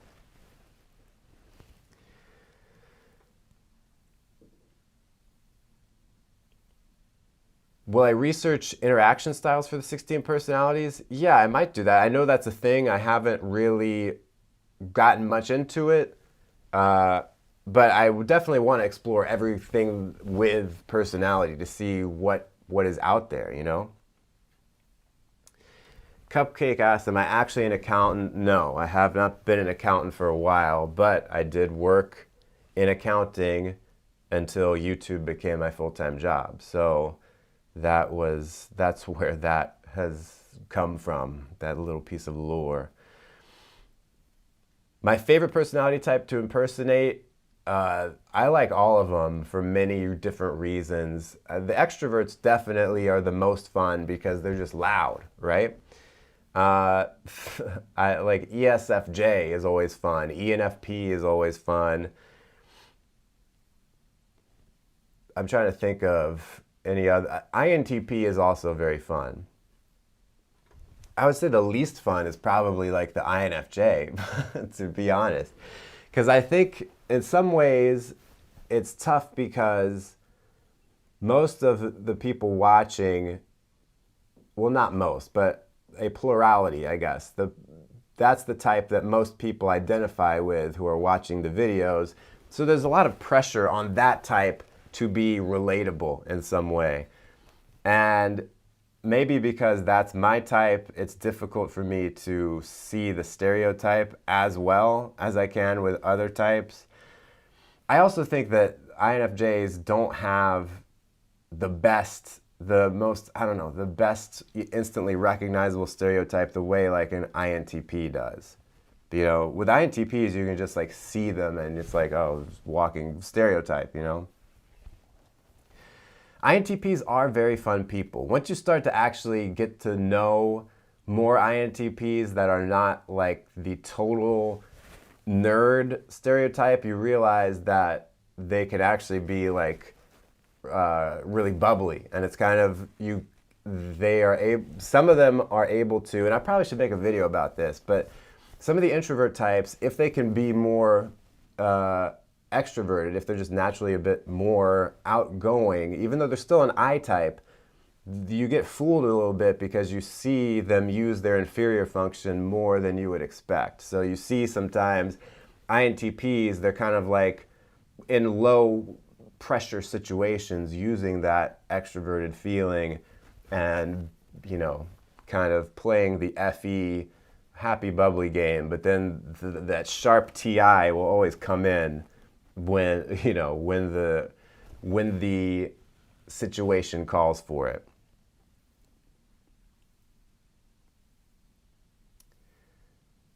Actually, a lot of INTPs who are like that think they're INFPs because they're like, I'm feeling so much. They don't realize that at the end of the day, they're really concerned most with the truth and what makes sense and how do I work my way through this my way. That's what the TI, like all the TP types are really about, is working through it my way.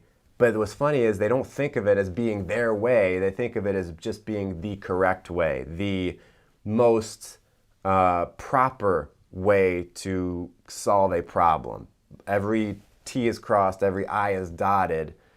So to them, they're being very objective, but they're actually just so committed to working it out for themselves that it becomes subjective, if that makes sense.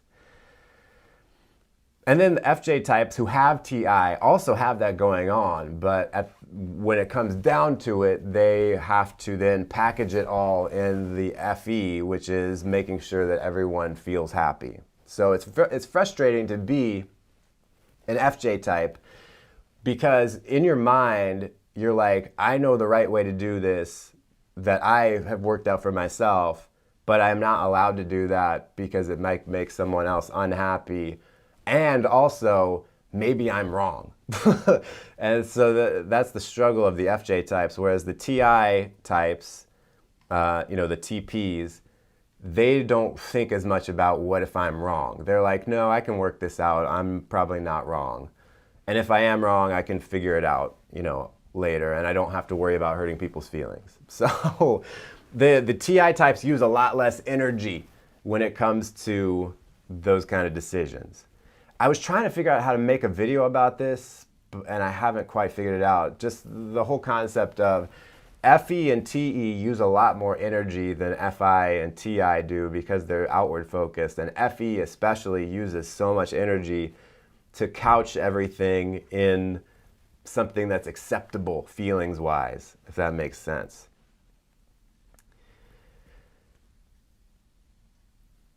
Yeah, so that was a long nerd monologue, wasn't it? Silent Hill says, took me a while to realize thinkers can be just as emotional as feelers. We don't make decisions based off of them. That's the thing. Yeah, of course. And vice versa. Feelers are just as logical as thinkers. They just don't make the decisions using the logic only. It's like we got to have the feeling. Random question. Someone asked, what's your favorite video game? My favorite video game is Skyrim, for sure. Although I don't play it very often. I just don't have the time. I've reached that age where I would love to play video games, don't have the time to do it. So, I remember those days. It's so crazy to think. I got Skyrim, that game is 10 years old. I got that game Memorial Day weekend 2012. And I had a laptop. I had a Dell laptop that was not equipped to run this game. So I played Skyrim on the lowest setting for a long time. I logged 300 hours on that game on a terrible computer that could barely run it on the lowest settings, and it looked like garbage, but it was still the most fun game ever.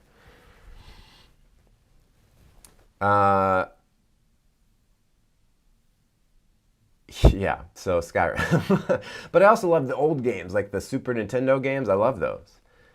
Like Super Mario, Mario Kart. Have I studied psychology? I actually have not formally studied psychology. My background is in entertainment. It's in theater. So I think that has helped me out a lot because I have the interest in psychology, but I kind of am... I understand the presentation side of it that YouTube requires, Any academic sources about MBTI you can suggest? Well, the MBTI website has stuff that's very it's not, I can't figure out how to really use it effectively, but they have a lot of studies on their website that you can search for, which are very interesting because they're based in statistics. MBTI actually does a lot of statistical gathering, so they're not just sitting back and being like, oh, this is the Zodiac or whatever. They're really studying personality types and how they work in reality. So that would be a place to go. It's not necessarily academic, But if you want to do personality more generally, looking for stuff that has to do with the Big Five is probably where you would go. And a lot of stuff from Big Five can be sort of applied in a way to 16 personalities. And I just also want to say thank you to everyone who's like, congratulations on 1 million. I appreciate that very much. I appreciate you all being here through this this live stream celebration, this extravaganza. What made me go into theater? Why did I study theater? It's because I just liked it. That was I liked that the most. And honestly, when I went into college, I was like, I don't know what else to do. Like it was not maybe the best decision I've ever made, to be honest. It wasn't very practical, but I thought, well, I feel confident that I can study theater. And honestly, I did not really enjoy my undergrad years. It took a while for me to find my stride. Here's a question. How does it feel to know that your viewers come from different parts of the world? Well, it's amazing to realize that you have that reach, but it's also a challenge because I think my viewership is only, so I'm American, if that wasn't obvious. My viewers are like 25 to 30% in the US. So still, that's the largest of any country, but it's way less than half, right? So I have to be careful when I make videos that I'm not using too many cultural references that are exclusively American, because it won't translate, and other people people in other countries may or may not get it. You know, it's like certain people in other countries may more easily get something, like other English-speaking countries may more quickly get those references, but I can't rely on, I have a lot of, like 8% of the viewers are from India, and I can't really rely on them picking up on very specific American cultural references. I can't think of examples right now, but so when I make a video like 16 personalities at Costco, even though Costco is everywhere, I kind of knew that this is something that really only Americans, or mostly Americans, would find interesting, So that video didn't perform as well, but it's, because and I knew that going into it, but I'm like, sometimes it's interesting to experiment and see, what happens. Chris, yo, congrats and thanks for the awesome content, ENFP. Thank you so much, Chris. I appreciate it.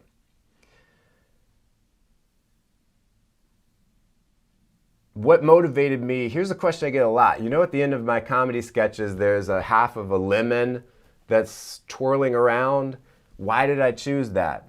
So when the first introvert comedy sketch I made in summer of 2020, called Introverts Right Now Be Like, I just needed an outro, because the only comedy videos I made at the time were 16 personalities comedy sketches. So and the endings for that at the time were bloopers, and I didn't have bloopers for this one. So I was like, I need an outro, and various and different mean the same thing, so I shouldn't use them one right after the other. But various YouTubers, comedic YouTubers, have end screens that are very simple. So I was like, well, let me just find something like that, like Caleb City or whatever, or Gus Johnson, although he's, am I allowed to mention him now? But they're very simple end screens. So I was like, okay, I need something simple. And I was at Pexels, a site that has a lot of great free photos and videos is Pexels, PEXELS.com. They have free videos. And I don't know how I found this video, but I just saw it and I was like, I'll just use that as my outro or whatever. And the song is called Relaxation Station.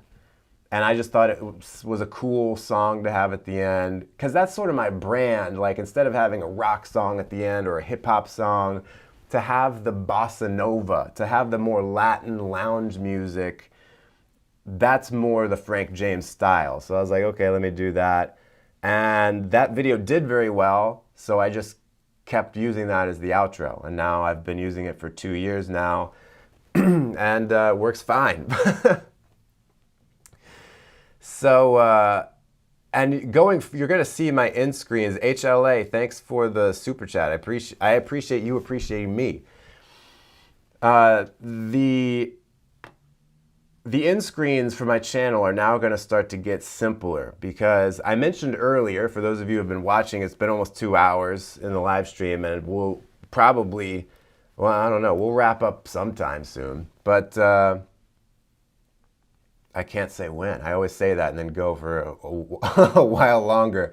But so earlier I was mentioning that when you get a certain amount of views per month or whatever, YouTube assigns you a manager basically that is a YouTube employee who you meet. It's not really managing you, but it's just someone to give you advice every once in a while. So you meet with them a little bit every other month. And my partner manager recently was like, your end screens, which is, at the end of a video when it's like a video you can click on and click subscribe and blah, blah, blah.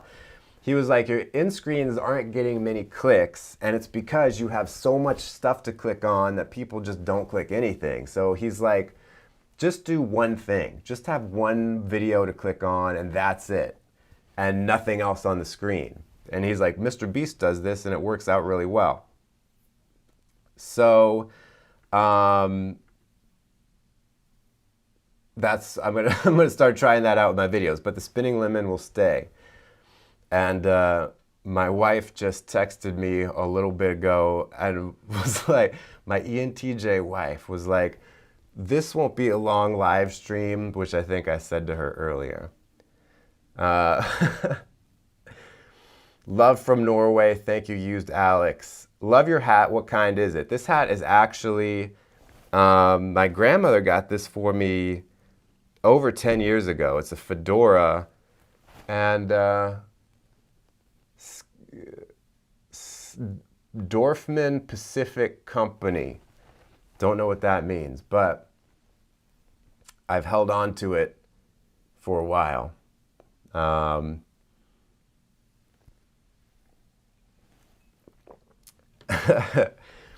Is she watching the live stream? I don't know. I think she's in the other room. She's probably not listening to me. She's always like, I don't like listening to you record videos. So she's probably watching TV in the other room wearing headphones. Either that or I'll get another text saying, no, I'm listening to you. So, yeah, so we're actually working we're both working in the apartment together at the same time, and it's tough. So like this studio where I am is in our apartment, and during the day she works from home in the living room, and her job consists of making a lot of calls, and I feel self-conscious acting with her there. So you can see she used to work out of her apartment, but now she does not have that apartment to work out of anymore. So that we're working together. Yes, wait, you're married. People just joining. Yes, that's the big life news for FJ. FJ got married this year, went on a honeymoon to Italy, and saw the School of Athens right here. This is a picture I took myself. Maybe I should go to a more visually interesting picture. To the meat. This might be a good one, all the pastries. This place is called Gino's in Rome. It's right next to the Ponte Vecchio, which is like where all the high-end shops are. Is that Florence? I'm getting confused. Yeah, Florence. Gino's in Florence. What's my favorite thing about being a YouTuber? Being able to make a video that people watch and laugh at. They laugh at me. That's definitely, I mean, it's very gratifying to have, people respond to your work.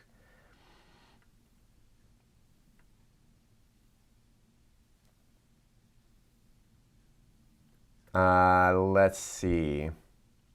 Someone asked something about the demonic function in the function stack. Is it your eighth function? What is it? I'm actually going to address this in tomorrow's video.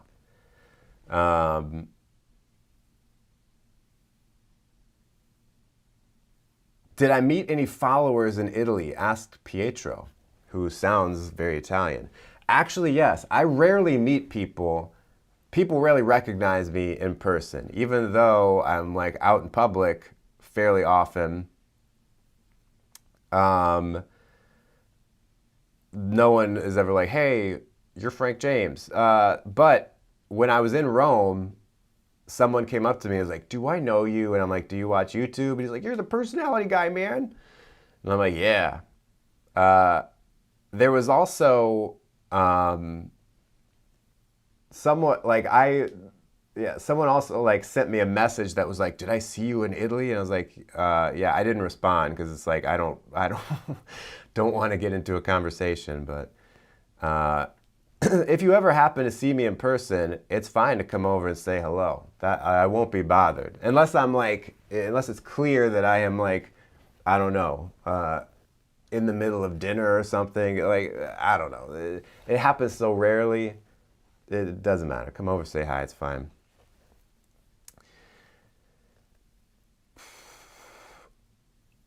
Someone asked, how did I type my wife as Entj? Well, it took a while because I was not sure.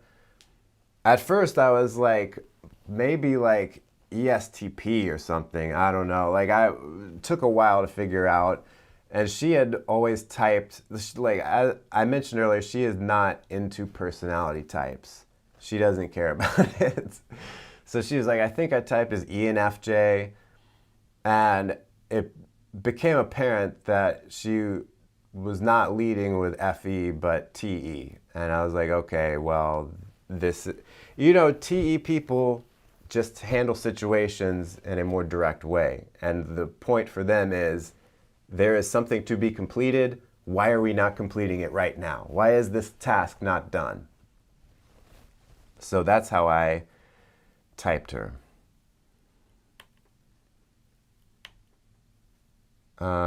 See, this is the street in Florence. I'm looking for a good picture. I also realized I'm not very good at taking photos. It's a sad realization. Someone asked how can you more easily figure out people's types? You just have to be around someone for a while, and you look for the moments when they kind of act weird. When you're like, why did they do this instead of this? Especially look for when they get worked up about something. Why did this thing bother them? That wouldn't have bothered me. Sometimes it doesn't have to do with personality type, but a lot of times it does. So just keep an eye out for that. In general, what you can do is just look at the middle two letters and listening to someone talk, be like, is this ST talk? Like, is it just facts and how they all fit together? And what does it all mean? Or not really mean, but what does it all lead to? How does it solve a problem? So that would be an ST type. Or is it Entj? Are they talking more abstractly, but it's still to solve problems, like everything's a puzzle? Are they more SF, where it's like talking about reality and facts, but it's about the feelings, like what's cool, what do we like? Or are they talking more NF, where it's just like abstract stuff and about feelings, and you're never really sure clearly what they are talking about? It's a spectrum. I mean, ST versus NF is probably the clearest place to start, where it's like ST very clear, NF very unclear. So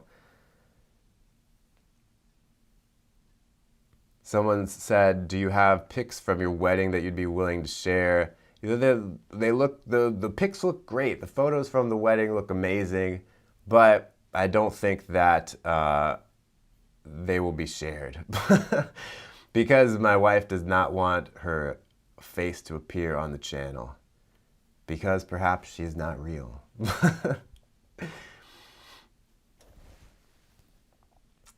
Victor, thanks for the super chat. Hey, I'm INTP. How can I not lose energy? You gotta find what you're interested in, what charges you up. I mean, that's really it. I mean, that's a basic kind of response, but it is like, you know, you will be drained by stuff that doesn't really interest you that you're forced to work on, especially if it has to do with emotions. So, I mean, it's also good to work up to be able to handle things that matter to other people that you don't really care about. It's good to improve yourself by like just doing that every once in a while, like exercise, kind of. Exercise those muscles.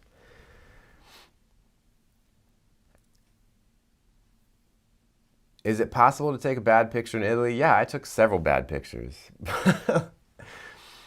So there was one picture I didn't put in here, but it was a funny moment. We were in a cafe in the middle of the afternoon in Florence where no one else was there. And the owner, it was like a family-run place, and the owner's dog was just running around, and the dog came and just went, it was like this little, I don't know, something like a Jack Russell Terrier. Sort of looked like Wishbone from the old PBS show. It came and ran under my leg and just sat there like, hey, this guy's cool. I'm going to sit with this guy. And I was like, that's nice. Someone asked, what's my favorite show on TV? I'm watching mostly like reality show kind of stuff. I really like The Challenge on MTV. So we're watching the Challenge All-Stars right now. You know, speaking of Wishbone, I was reading about Wishbone. It's this kids show that was on PBS years ago in the 90s. And it was this dog who would read books, and he would be the main character in the books. It was weird. Like, it was live action, though, so it was a real dog running around. And I was like reading about like the mom in that show is my age now. Like when she made the show, she is my age now. She was my, you know what I'm trying to say? That's one of those moments where it's like, dang, I just assumed she was like an adult and I am a kid, but it turns out. Victor, my friends stay for 10 hours, but I'm drained after 5. There's also, you have to, as an introvert, you just have to accept at a certain point that you can't keep going, even when your friends are going. Just find something about it. If you have to keep your energy up, you just got to find something about it. You got to find something that motivates you. Like, do you have a purpose? Do you have a reason to be somewhere for 10 hours?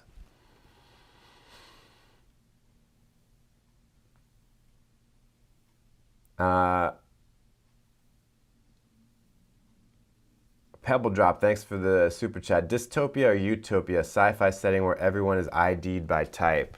Here's a lot of these things are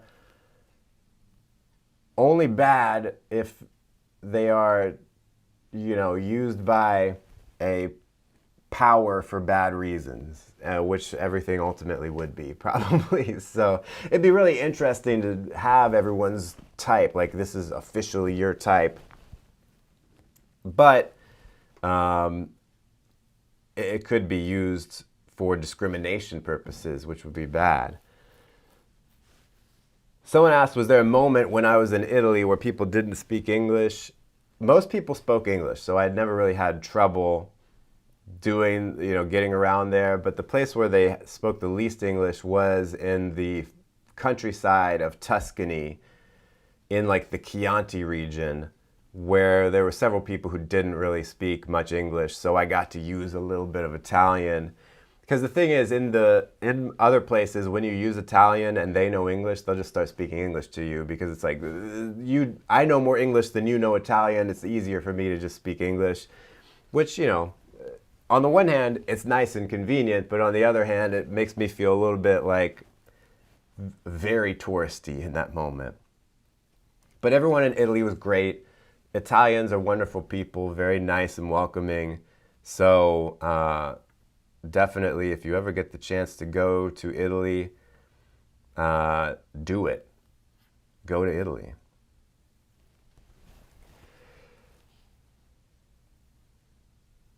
Am I a dog or cat person? Dog person, faux show. But I do like cats too. The thing is, I'm allergic to cats, so my eyes itch very badly. So, will I do more live streams in the future? I don't know. Not very often. I will do another live stream occasionally if I have a reason to. So like today, it's the celebration, it's the extravaganza for the 1,000,000 subscribers, so I had to. Maybe I'll do one at intervals, every 100,000 or something, I don't know. We'll see. Because I do enjoy doing the live streams, but I enjoy making videos more. So if I could spend more time writing a comedy sketch or whatever, I would love to find the time to do that. Luckily, I've found the time to do the live stream today, and it's been fun. Twitch streams, I've thought about Twitch. I don't understand Twitch at all. I just don't get it. I go there and I'm like, how does this work? I don't know. Maybe if I went on Twitch, I'd want to do something that was a little less of a monologue, you know? Something where I had something else to do, like a video game or something. I don't know. I mean, everyone's doing that, but it would make it a bit easier, you know? Victor, thanks for the super chat. I love your videos. Well, thank you. Uncanny how accurate you are. Is it possible to get extroverted? Yeah, over time, you can develop a bit more of an extroverted attitude, but you're never going to become a super extrovert. Like, I, over time, have managed to get myself a bit more extroverted than I was 5 years ago, but I'm still pretty introverted in most situations. And I'm not, what you really do is you break down confidence issues and stuff like that, and like fear around socializing, and then you are able to maximize however extroverted you can possibly be. But you're never going to go full extrovert, but you could do a little bit more than you are now, for sure. But it's worth embracing being an introvert and realizing that you can still function perfectly well as an introvert. The biggest thing, and I got to make a video about this, and here's the advice I will leave a lot of you with. English Muffin, really quick, said, congrats on your marriage, FJ, thank you very much. What's your ethnicity? I guess white. You look and sound Boston Irish, stay cool and attractive from an ENTP. Well, thank you very much. I am a mix of a couple different heritages. I've got Italian in my background. I've got English, Irish. I think I've got a little French, you know, kind of that area of Europe. So it's a variety, but nothing too special, you know. Hemso, I can't believe you made it to 1 mil. Thanks for, I've been here since 10K. Love seeing how far you come. Wow, Hemso, thanks for being here since 10K. That's amazing. And shout out to a lot of other subscribers who I see you in the comments when they're there, when you make them. There are still people, there's one guy in particular, his name is Steve, who's been subscribed since 200 subscribers. I see him every few months in the comments, and I'm like, dude. And I remember at that point, at 200 subscribers, he was like, man, you deserve so many more. And I'm like, wow, thank you, really? So, Steve, shout out to you. A lot of other people who I see every once in a while who have been around for a long time. I'll only mention Steve because I remember him from a very early point, but many other people have been there for many many years, and I appreciate all of you. Even if you subscribed 1 minute ago, I appreciate you. I'm glad you're here. Even if you're not subscribed, but you're watching, that's amazing. I am so humbled. Croutons, thanks for the super chat. Congrats on your marriage and 1 million subs. Thank you. Your content has been a source of inspiration and entertainment for years. I'm INFJ, recently engaged to INTP. Wow, much love. Well, congratulations, Croutons. Very happy for you. Thank you for the kind words. The thing I was going to leave you with about introverts. The biggest thing that introverts struggle with is getting like stuck and other people having to like force them to do something. And I think that's something that we all need to look at as introverts, those of us who are introverts. I mean, extroverts have the opposite problem. Everyone else needs to stop them from just like going from random thing to random thing, or, you know, going too far, too hard in one direction.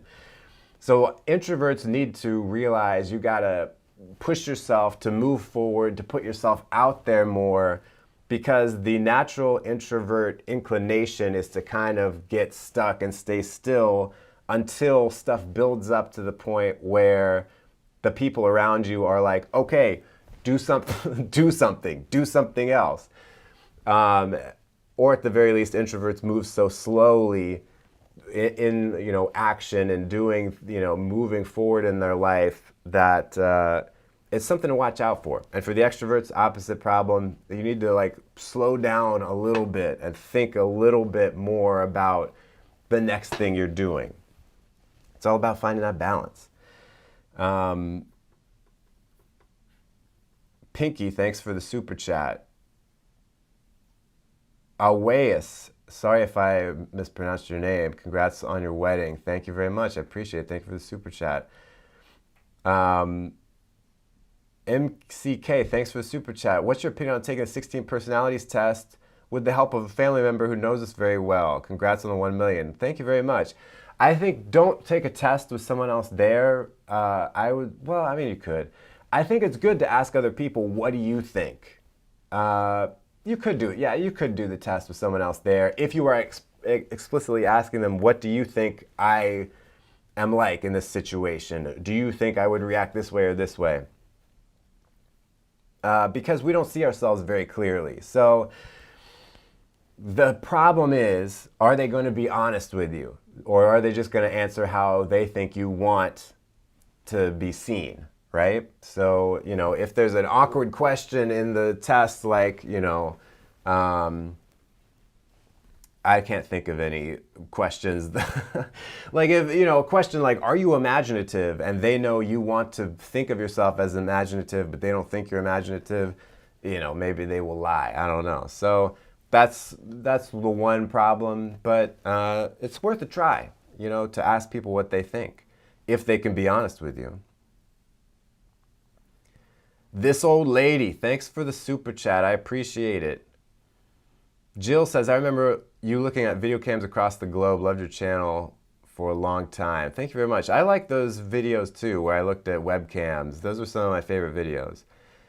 VCL, Lepa, congrats. Love the most when you get out of character and when you laugh at your own jokes. Videos make my day. Well, thank you very much. I appreciate it. That's very nice of you. So much love has been outpoured today. In some ways, that's why I, you know, was hesitant to be like, hey guys, I got 1 million subscribers, yay, because I know everyone you know, you want to tell people congratulations. You want to tell a creator that you enjoy their work, good job. And I guess for me, it's just like, it's hard to take, it's hard to set myself up and be like, hey guys, tell me congratulations. But I appreciate it, I really do. Thank you very much. It's been a very humbling experience, humbling in a good way, of course, to just, you know, to reach this milestone and realize it's not, I didn't really, you know, of course I made the content, but you all are the ones who hit the button. The million are the subscribers watching. So, of course, not all million are watching, but Pinky, thank you for the super chat. I really appreciate it. So, that wraps up today's live stream. Thank you, the extravaganza, the 1 million extravaganza. Yay. Thank you so much for joining me. I appreciate it. This has been an amazing afternoon we've spent together. A couple hours here, shooting the breeze, drinking a beverage. And yeah, maybe we should do the live streams more often. We'll see. We'll figure out a good interval for them that feels appropriate. Yeah. It's been a long YouTube journey.